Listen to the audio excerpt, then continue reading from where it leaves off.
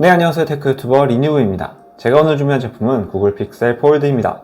리뷰 시작 전에 스펙을 말씀드리면 외부에는 5.8인치에 2092 곱하기 1080 해상도를 가진 120Hz의 주사율을 지원하는 올레드 디스플레이, 내부에는 2208 곱하기 1840의 해상도를 가진 120Hz의 올레드 디스플레이입니다. 칩셋은 구글 텐서 G2, 램은 12GB, 무게는 무려 283g, 배터리는 4821mAh가 들어가 있고 무선 충전과 IPX 8등급의 최소한의 방수 기능은 지원이 됩니다. 저는 50만원에 구매를 해왔고 현재는 평균적으로 40에서 50만원 사이면 구할 수 있습니다.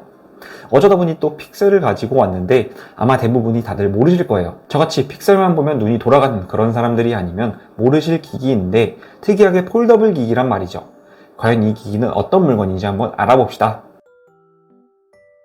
먼저 외관을 보겠습니다. 외부는 전면 펀치홀을 가진 17.4대 9의 특이한 비율의 디스플레이, 그리고 상단 수화부, 펼쳐서 안을 보면 요즘 시대에 보기 힘든 넓은 베젤과 우측 상단의 전면 카메라, 안쪽 역시 특이한 5대6 비율의 디스플레이가 있습니다.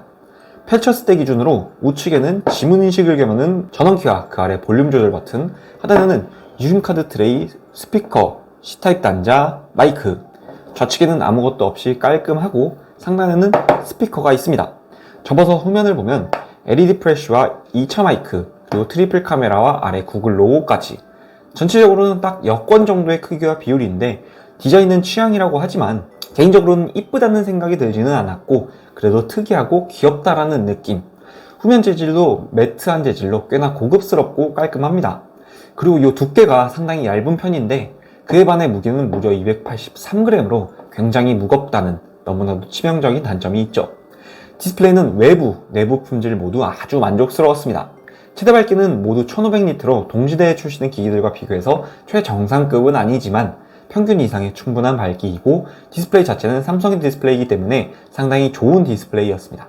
그보다는 특이한 비율을 가지고 있다는 점이 더 흥미로웠는데 대부분의 어플들이 이 비율이 호환이 되기 때문에 이 자체가 어떤 영향을 주지는 않았지만 그 어플에 들어가 있는 컨텐츠들은 비율이 정해져 있기 때문에 비율 자체는 의외로 시원시원하고 꽤나 좋다고 느꼈는데 사용하기에 편하지는 않았다라고 보시면 되겠습니다.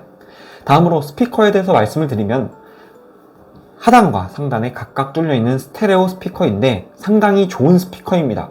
각각의 스피커로만 작동하기 때문에 소리의 밸런스가 굉장히 좋고 확실히 크기와 무게에서 오는 체급이 있어서인지 저음이나 고음 모두 훌륭했어요. 게다가 이게 스피커가 상단에는 왼쪽, 하단에는 오른쪽에 있어서 폴더블 폴은 펼치면 보통 이렇게 잡고 사용을 하는데 어느 방향에서도 스테레오를 느낄 수가 있다는 것이 엄청난 장점이었습니다. 스피커는 아주 만족스러웠다라고 보시면 되겠네요.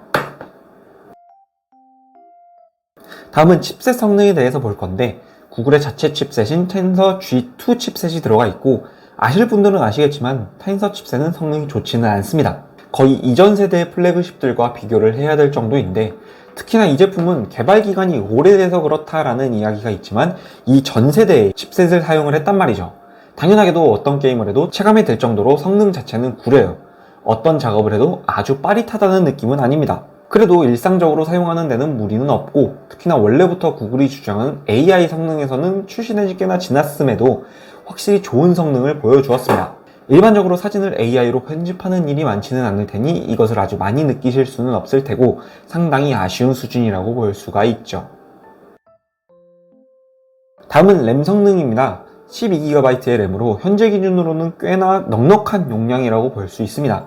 운영체제 자체도 가벼운 편이라 일상적으로 램이 부족하다고 느낄 일은 없었고 무거운 작업을 할 때 칩셋의 영향으로 자체 성능은 부족하지만 그렇다고 체감이 될 정도로 앱이 리프레시 된다던가 폴더블이니까 여러가지 작업을 동시에 하는데 원활하게 돌아가지 않는다던가 하는 일은 없어서 아주 만족스러웠네요.